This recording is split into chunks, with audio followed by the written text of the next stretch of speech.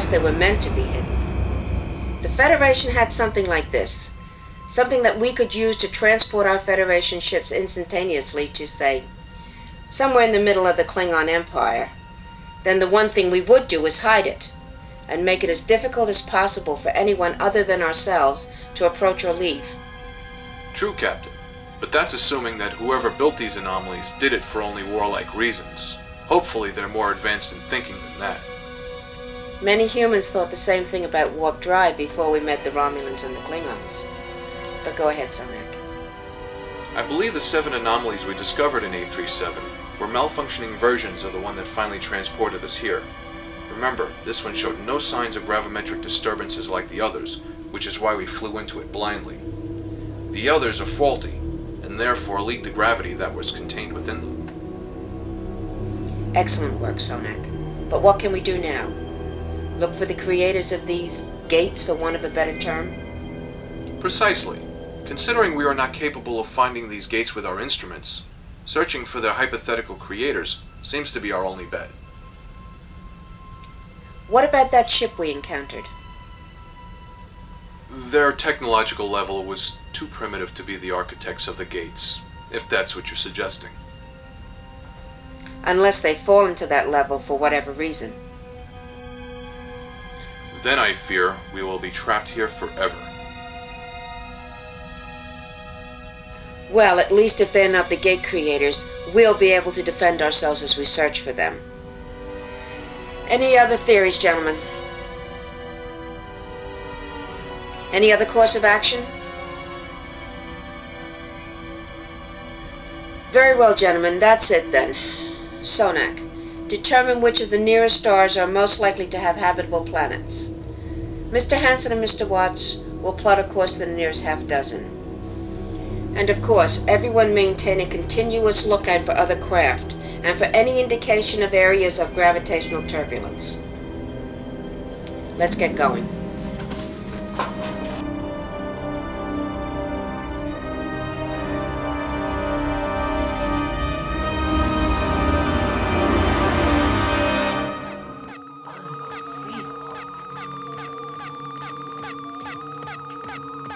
Tell me you found something interesting. Good morning to you, too. Oh, just give me some good news, Dan. We're alive. And we're lost. Funny. Tom, I can't begin to tell you how much information we've been gathering.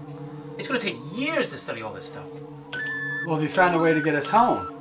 Telecartography is taking care of that one. Me? I'm studying this place. Wherever this is. I envy you. The captain is my group, keeping our eyes open. I'm not really sure what that entails. I'm sorry, Tom. I'm sure we'll find worlds to explore. And you're at the top of a very short list. Just discover a planet or a way to get us out of here. Either way, I'll buy you a drink for your troubles. And you too, Laroque.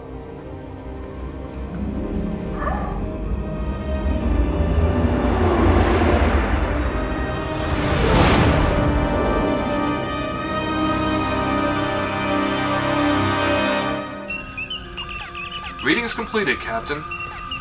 The atmosphere is a sea of radioactivity, and the surface is pitted by thousands of craters caused by fusion bombs. Even the oceans have been boiled away. That's the 9th planet we found this way. What kind of creatures could be capable of something like that? Even the Klingons. How long ago, Sonak? Hard to say precisely.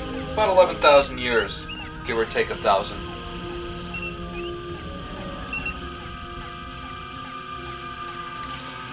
Is there any chance the inhabitants of this planet did this to themselves? 2 factions fighting for control of the planet?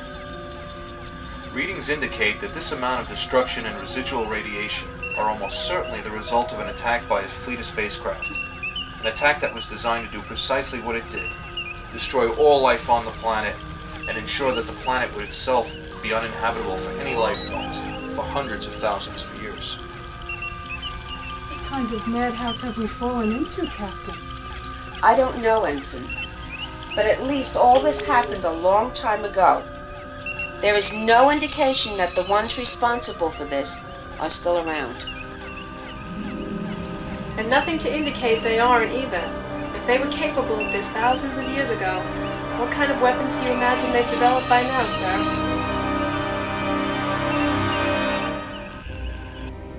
Captain's log. We have explored 3 more systems, and all were completely lifeless. However, we have discovered one planet with an antimatter power source, still operating 5 kilometers below its surface, and that means a possibility of contact for us. Amazing! I've never encountered anything quite like it. Artificial life, perhaps? Negative, Captain. At least no type of artificial life I'm familiar with. Don't forget, this is another part of the universe. Who knows what could have been created here? That's true, but this reading's different. In some ways it appears to be a single being, and yet it's not. I'm sorry I can't be more specific. I suspect what the pattern is, but I can't describe why it exists. It's called intuition. It's from your mother's side of the family, that's all. I think you're right. An organic computer, then. Remember, the Federation experimented with it for some time before Duotronics came along. Possibly, Captain. Then again, maybe the readings are the result of distortion caused by the intervening rock. At least whatever it is isn't shooting at us. My own guess is, whatever it is, was put out of commission when the surface of the planet was destroyed, and that was 35,000 years ago. In any event, it's not the builder of the gate, and I can see no way of learning more without beaming someone down.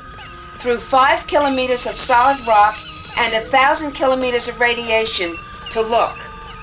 You're right, Captain. It wouldn't be worth the risk just to satisfy our curiosity.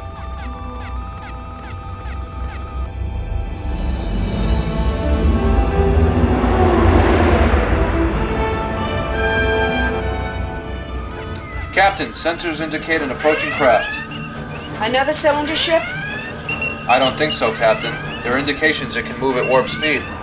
Bearing, Mr. Watts. 375, Mark 23, sir. Mr. Hanson, get that on the screen. Maximum magnification. Aye, aye, sir.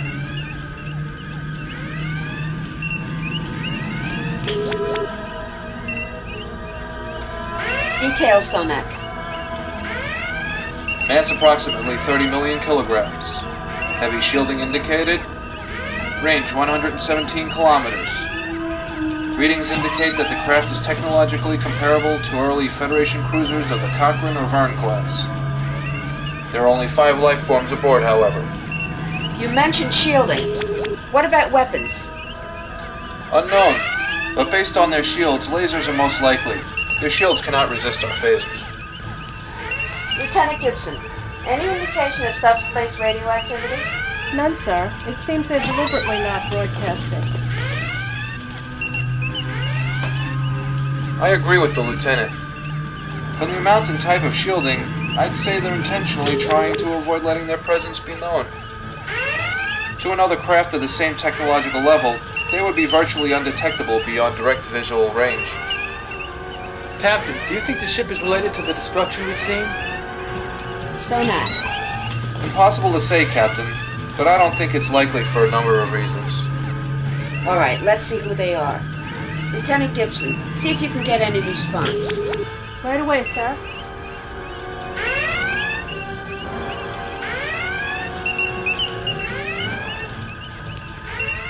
No response, Captain.